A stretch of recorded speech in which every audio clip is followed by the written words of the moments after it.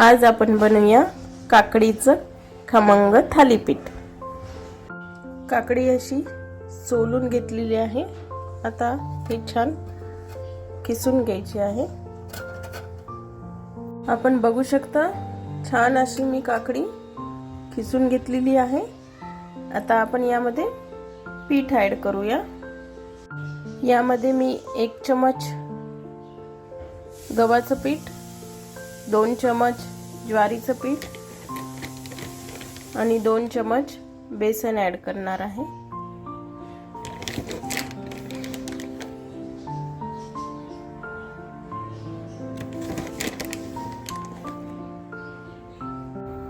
तुम्ही बघू शकता यामध्ये मी 1 कांदा खिसून, 2-4 लसणच्या पाकळ्या खिसून आणि 2 हिरवी मिरची बारीक कट करून टाकलेली आहे। आता यामध्ये आपण थोडंसं मसाले ऍड करू। चवीनुसार मीठ टाकूया, अर्धा चमच हळद टाकूया,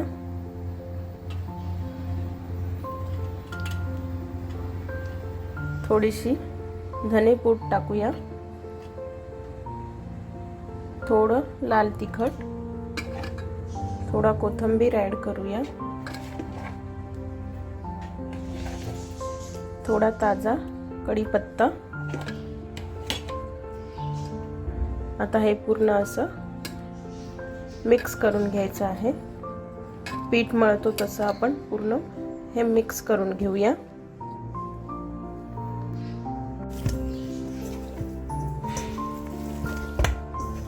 तुम्ही बघू शकता हे पूर्ण एकजीव मस्त झालेलं आहे।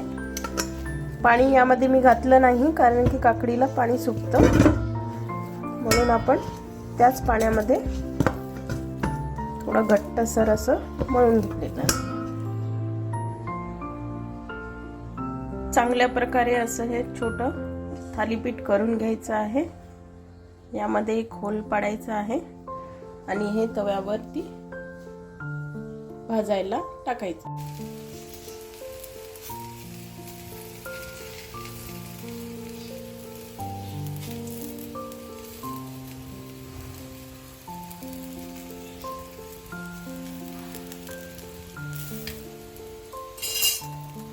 छान असं खरपूस भाजू द्यायचं आहे।